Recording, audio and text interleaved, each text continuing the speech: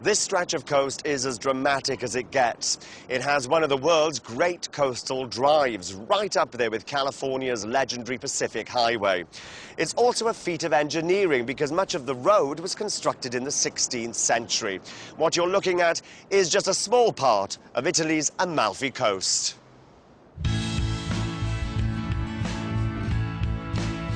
Here the land falls in sheer cliffs into the Mediterranean. Winding through it is a precipitous 45-kilometre road, threading its way between Positano and Vietri sul Mare, and it's said to have more than 1,000 bends.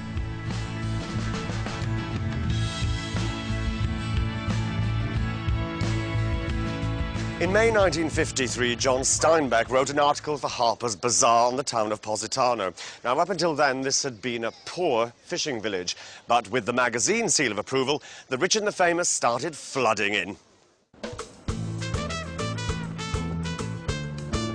Elizabeth Taylor, Laurence Olivier, Liza Minnelli, Robert De Niro. The list goes on. They've all passed through Positano. In the 60s, Europe's passion for the bikini took off on this town beach.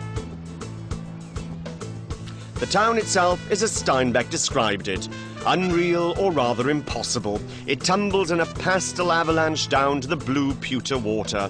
Its blade-thin alleys are stuffed with shops touting local lace, leather, maiolica and other tourist takeaways that I have to say are definitely a cut above the usual seaside fare. The one thing to remember about Positano is that it is hell in summer. The streets are rammed with tourists. I also understand now why it was the Italians who developed the small family runaround, because places like this question the fundamental viability of car culture.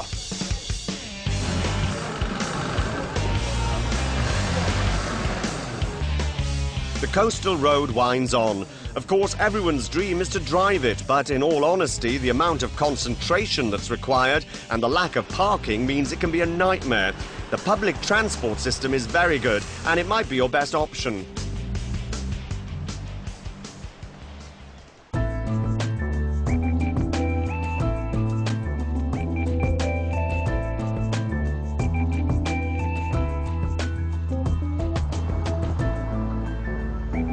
Amalfi is the highlight of the coast to which it gives its name. It has a population of 5,000, but in its heyday, this was a city of 70,000 people. Amalfi was one of the great mercantile duchies of the Middle Ages, probably most famous as the backdrop for Webster's bloody play, The Duchess of Malfi. It had commercial ties all over the Mediterranean, trading with Christians and Arab alike, and the influence of the latter can be seen in the town's #1 attraction.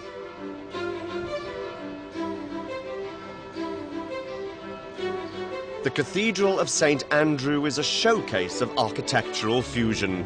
Moorish meets Gothic. The arches along the facade are reminiscent of those at the famous Mezquita in Cordoba.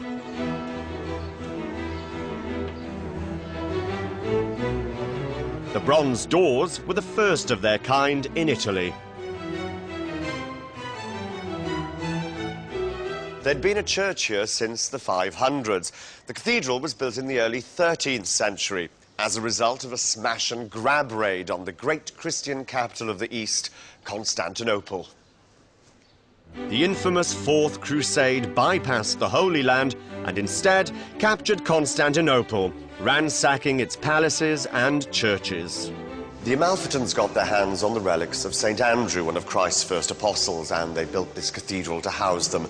Today they're kept here in the crypt.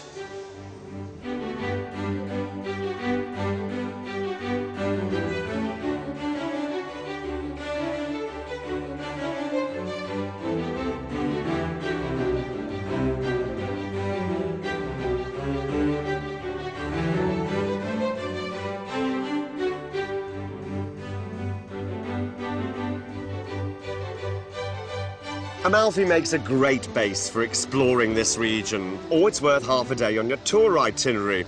But the real magic of this place is the coast itself, whether you drive it or you're driven.